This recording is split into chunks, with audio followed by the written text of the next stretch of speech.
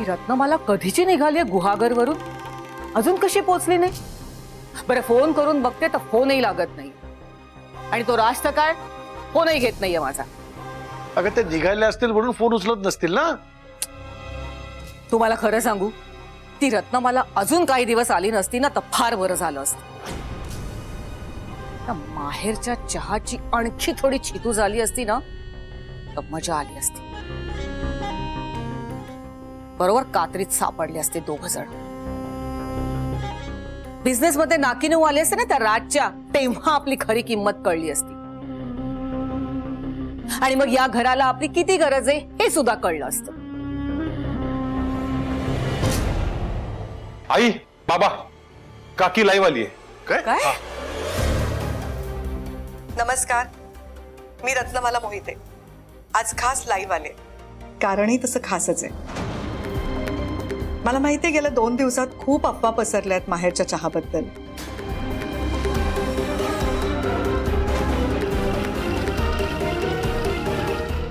माझी तुम्हा सगळ्यांना नम्र विनंती आहे, या कुठल्याही अफवांवरती विश्वास ठेवू नका.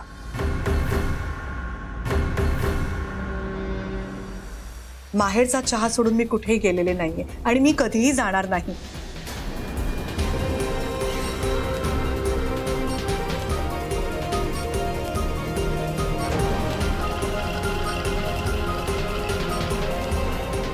माहेरचा चहा तुमच्या सेवेसाठी तत्पर आहे, आजही आहे आणि भविष्यातही असेल. इतकंच काय, मी गेल्यानंतर सुद्धा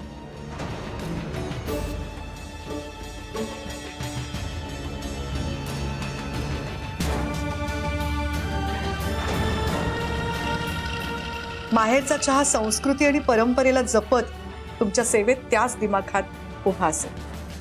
अगदी संस्कृती आणि परंपरेचा वसा जपत ही माझी शाश्वती आहे. कारण माहेरचा चहा सांभाळण्यासाठी मला योग्य उत्तराधिकारी सापडलाय.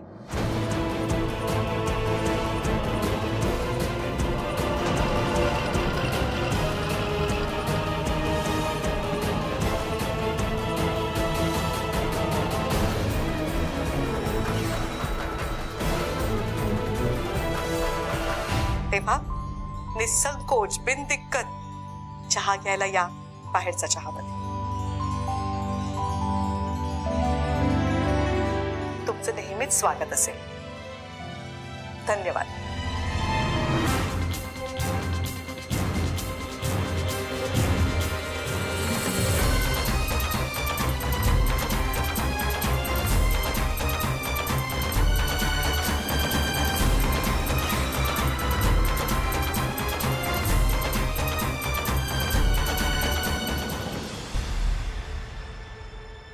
उत्तराधिकारी?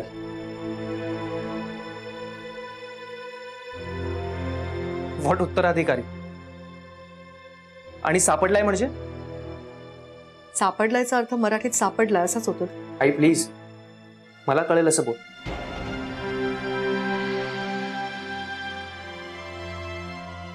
राज, तुला ओझं वाटतं ना संस्कृतीचं, परंपरेचं? काय म्हणाल होतास तू? जीव गुदमरल्यासारखं वाटतं, हो ना? म्हणून मी ठरवलंय राज,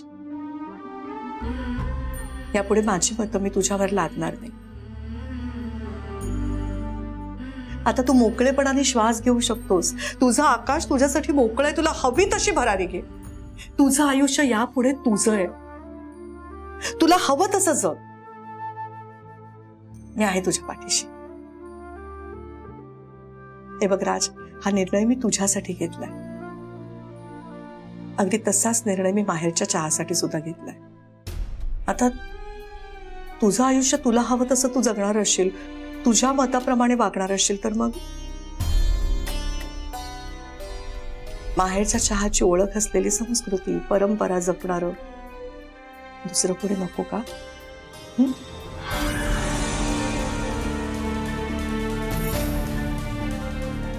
दुसरं कोणी? म्हणजे मी वारस नाहीये या सगळ्याचा. म्हटलं तर आहेस, म्हटलं तर नाहीस.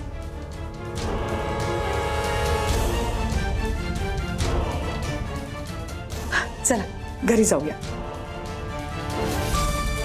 चल ये.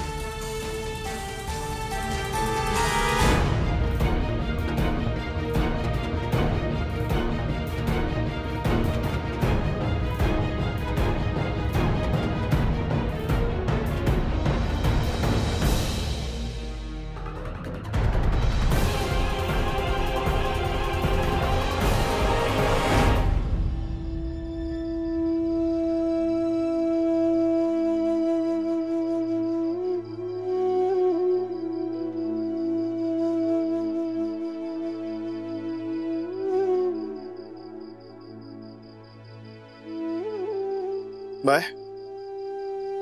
सुलभा म्हणत होती तू जेवली नाहीस. भूक नाही येत त्या. अगं असं करून कसं चालेल.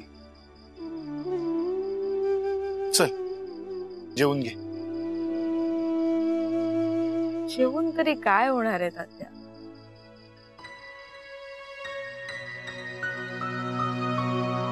तात्या मला कळेन असं झालंय माझ्या नशिबात नक्की काय लिहिलंय. ते घर घ्यायचं स्वप्न मनाशी धरून आजवर जगत होते.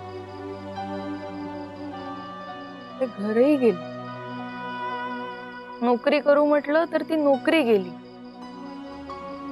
काल परवा कोणीतरी असं भेटलं होतं ज्यामुळे आईची माया परत मिळाली असं क्षणभर वाटलं मला. सारखं वाटत होतं माझी आई माझ्या बरोबर आहे. ह्यातही नशिबाने दगा दिला. ती मावशी नाव गाव पत्ता काहीच न सांगता निघून गेली माझ्या आयुष्यातून. तात्या तात्या माझ्या नशिबात प्रेम लिहिलंच नाहीये का हो. मायाच नाहीये का. काय असं का बोलतेस. हा तुझा बाप आहे ना तुझ्यावर जीवापाड प्रेम करायला. मी आहात होता त्या. तुम्ही आजपर्यंत खूप प्रेम दिलंय मला त्याबद्दल दुमत नाही. पण आईचं प्रेम हे आईचंच प्रेम असतं ना. मनातल्या काही गोष्टी आपण फक्त आईलाच सांगू शकतो. आत्ता होणारा त्रास मी सहन करेन तात्या. पण आईची आठवण असलेलं ते घर हातून निसटून जाणं सहन नाही होत आहे.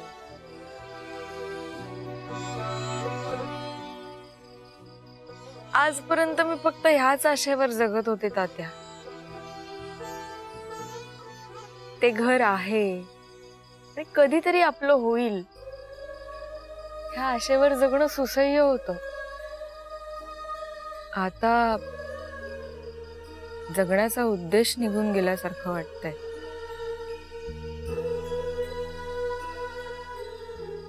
ते घर आपल्याला मिळालं असतं तर खूप बरं झालं असतं ना तात्या.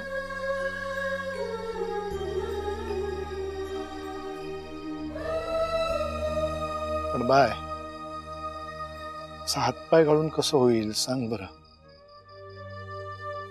हे बघ ते घर तुझ्यासाठी किती महत्वाचं आहे हे माझ्यापेक्षा जास्त कोणाला कळणार आहे का.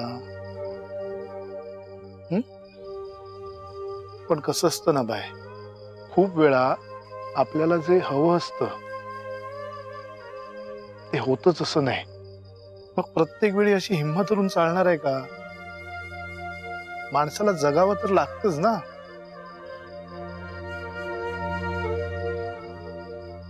बरं बाय मला सांग माणूस कशासाठी जगतो तुला माहित आहे.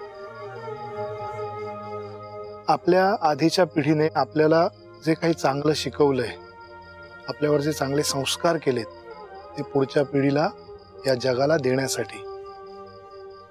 असं केल्यामुळे हे जग पुढे मोठं होत जातं. त्यामुळे आपण हार मानून नाही चालणार. बाई तू एक काम कर. तुझ्या आईने तुला जे काही चांगलं शिकवलंय जे संचित दिलंय ते तू या जगाला पुढच्या पिढीला देत राहा. नदीचा प्रवाह कसा असतो अखंड सुरू असतो. तसा हा संचिताचा प्रवाह अखंड सुरू राहायला हवा. काय काही कळतंय का?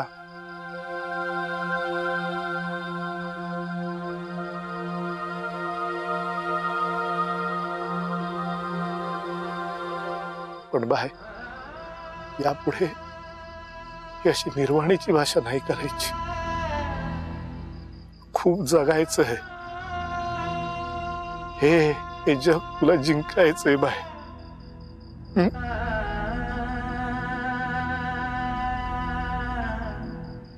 चला 2 घास खाऊन घ्या.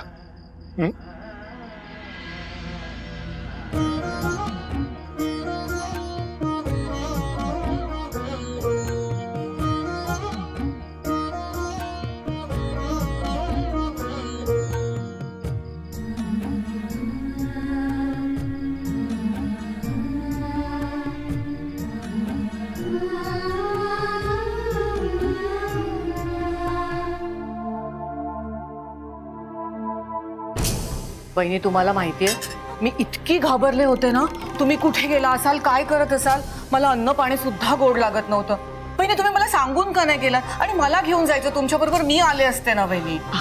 आकांक्षा, आता आले ना परत मी. शांत हो बघ तू. आलात म्हणून आमच्या जीवात जीव आला. पण असं अचानक का निघून गेलात? आमच्यावर नाराज आहात का वहिनी? अरे सुदर्शन, मी कोणावरतीही नाराज नाहीये. बरं, आता आपण जेवूया. तू बस ये. हो हो, तुम्ही जेवून घ्या. तुम्ही गप्पा मारत राहिलात मग मी माझं जेवून घेतलं. हा,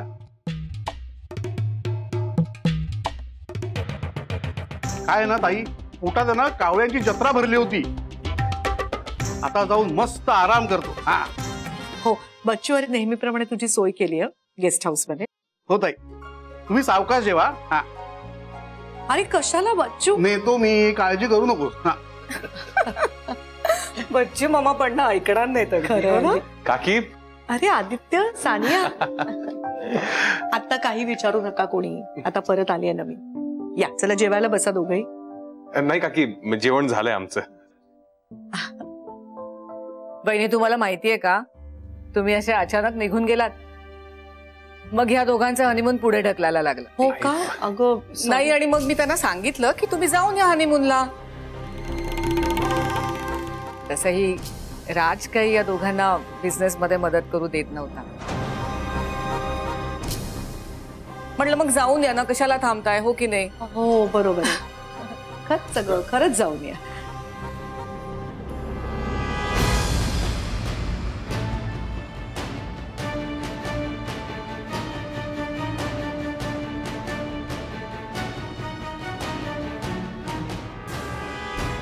अरे वा राज, आज आमच्या बरोबर जेवणार आहेस? हो, चालेल ना? अरे चालेल, काय आवडेल मला.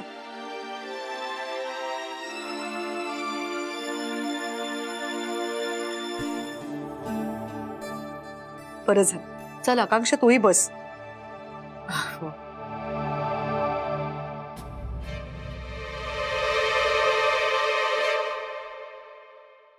छान झाली आहे भाजी. हो ना, सानियाने केली आपल्या.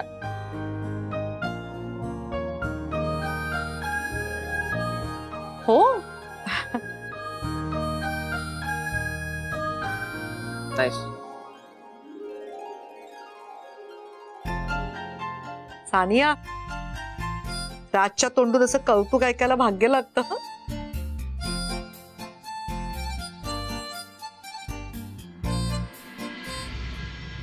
हं? आणि खरंच छान झाली भाजी.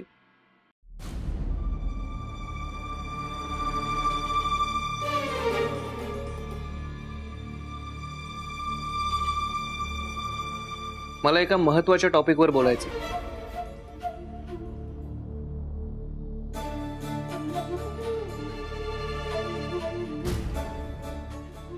राज, आई प्लीज लेट मी टॉक. अरे पण जेवायला बसलोय ना आपण, आता कशाला? तू आता परत आलीस, सो मला वाटतंय की आत्ताच बोलायला हवं.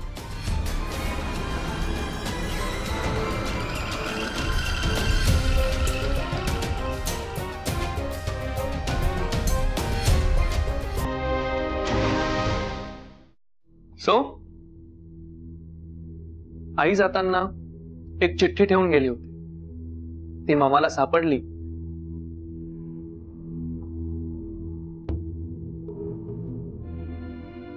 आणि आम्हाला कळलं की आई घर सोडून गेली.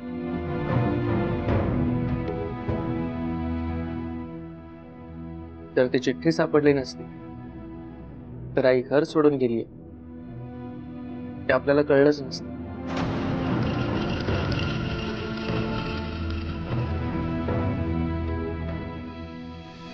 अरे हो, पण सापडली ना चिठ्ठी. आता कशाला बोलायचं, नंतर बोलू आपण.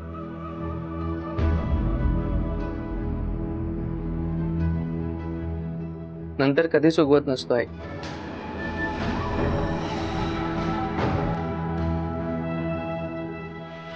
And as you always say की ज्या ज्या गोष्टी त्या त्यावेळी सॉल्व्ह झाल्या तर जास्त बेटर असतं. हो, पण ते बिझनेस मध्ये राज. पॉलिटिक्स सगळीकडे असतात. बिझनेस मध्ये आणि कधी कधी घरातही.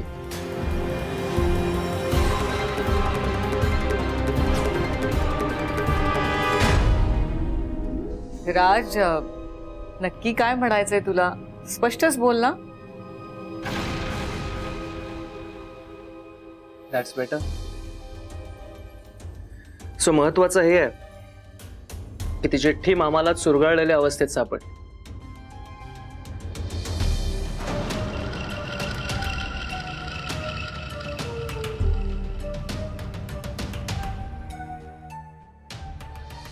त्याचा अर्थ ती चिठ्ठी आधी कुणाला तरी सापडली होती.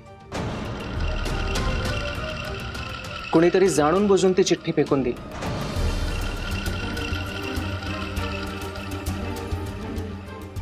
ती घरात दुसऱ्या कुणाला मिळू नये या इंटेन्शनने असेल मे बी.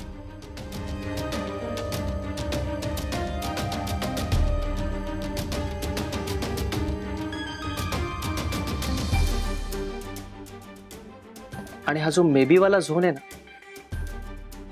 तो मला नाही आवडत.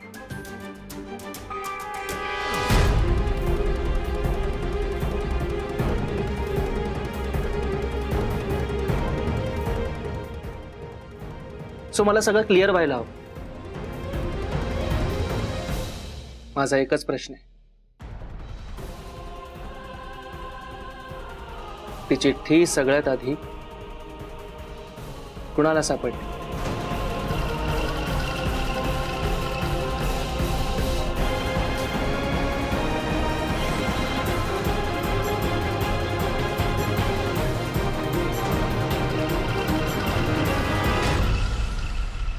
अरे राज, साफसफाई करताना कोणीतरी टाकली असेल.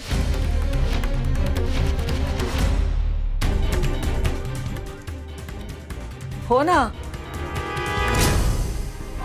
मलाही असंच वाटतंय. साफसफाई करताना कुठल्याही नोकराला वाटलं असेल की हा काही महत्वाचा कागद नाही म्हणून टाकून दिली असेल. हो ना. Is it? नाही, तुम्ही म्हणताय तसं घडूच शकतं.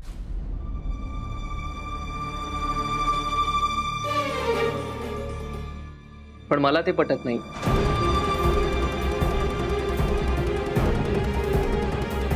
मला वाटतंय कुणीतरी जाणून बुजून ती चिठ्ठी फेकली.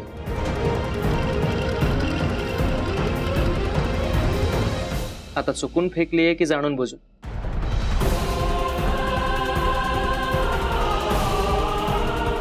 हे ती फेकणाऱ्याने मला समोर येऊन सांगा.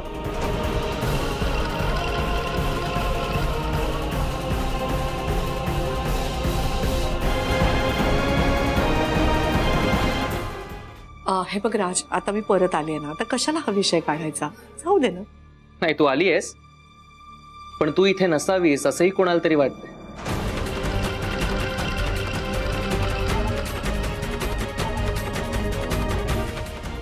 आणि तो कोण आहे आत्ताच शोधायला हवं, नाही का? त्याची काही गरज नाहीये. मी इथे नसताना सुद्धा हे सगळं सांभाळणार कोणीतरी येणार आहे आता.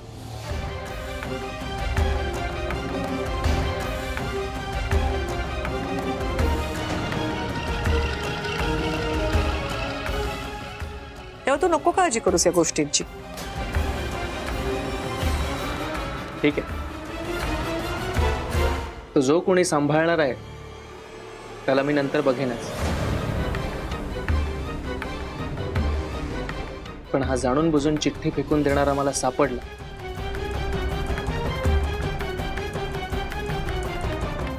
तर त्याला कोणीही वाचवू शकणार नाही.